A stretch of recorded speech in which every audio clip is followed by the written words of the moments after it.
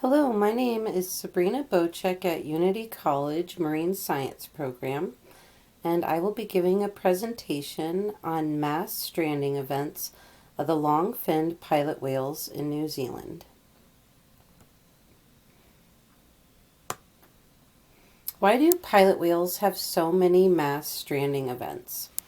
They are a very highly social species.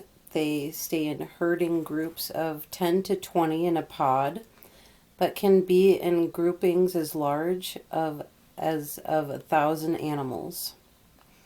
They are pelagic species and aren't usually around the shore, so it's possible that their echolocation and navigational capabilities are deterred by continental shelves.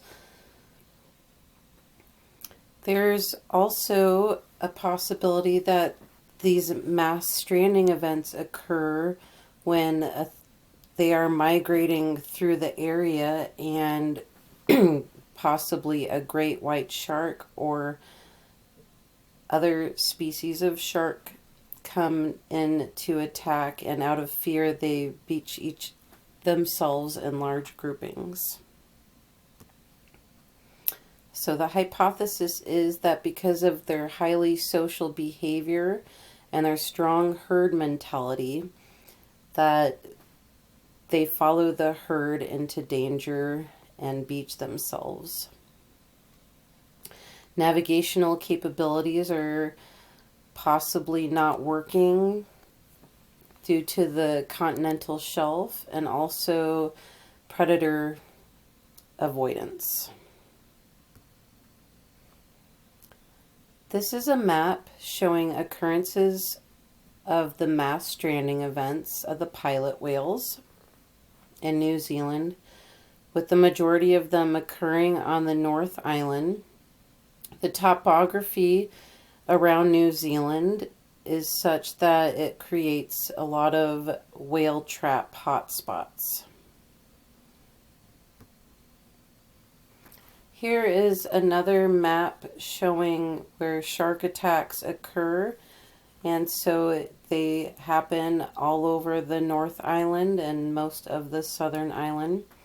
The Chatham Islands have such a high density of sharks that during a mass stranding event, it's dangerous for people to even push the pilot whales back into the water because they could get eaten by sharks. There was also a great white shark attack on a human at Chatham Island. The human did survive. MSCs of pilot whales happens in other locations in the world. One other spot was in the United Kingdom. We can see that the topography of the United Kingdom is very similar to that in New Zealand. And here we have the density of the strandings highlighted in red. Veterinary reports of necropsy data showed animals had no pathology and were healthy. The animals were reluctant to leave after being rescued despite being herded by swimmers in small boats. There was a reported loud underwater detonation prior to the stranding in July 2011, and it is believed that that scared the mass of pilot whales to strand themselves.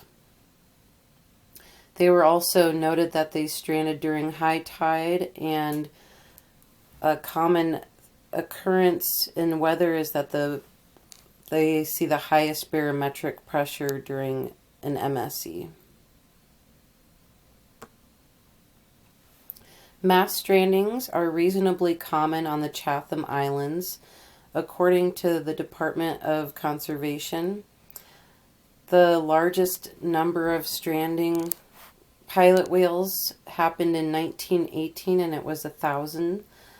That was shortly after World War I.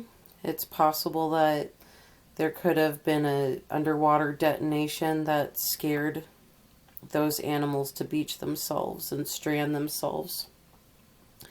Whale experts regard New Zealand as the whale stranding capital of the world, with more than 5,000 incidents recorded since 1840 and an average of 300 individual animals beaching themselves each year.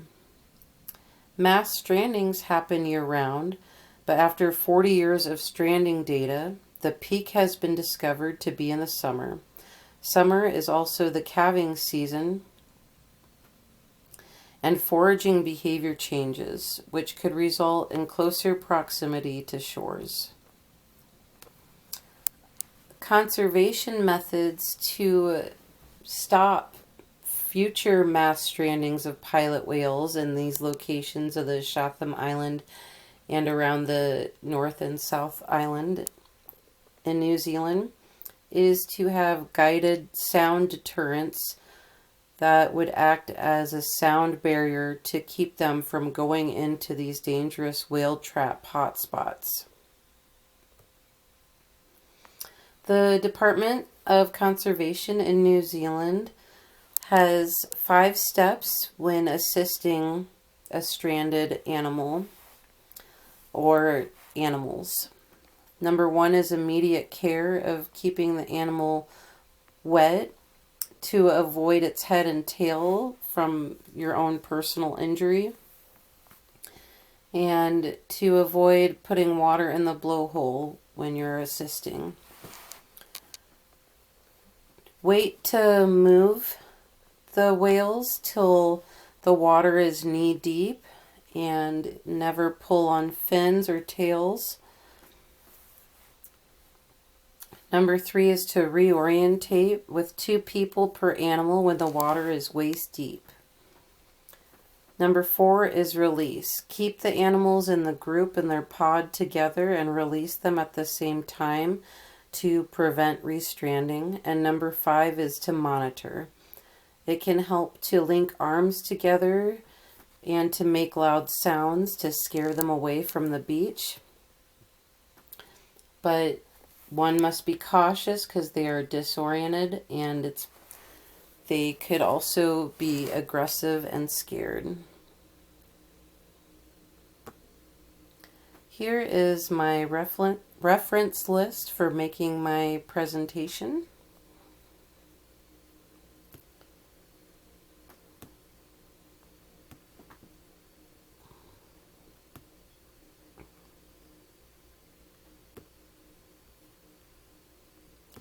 And here is a short video of some long-finned pilot whales, and we can see that they like to be close together in a group, and they follow each other and stay with each other.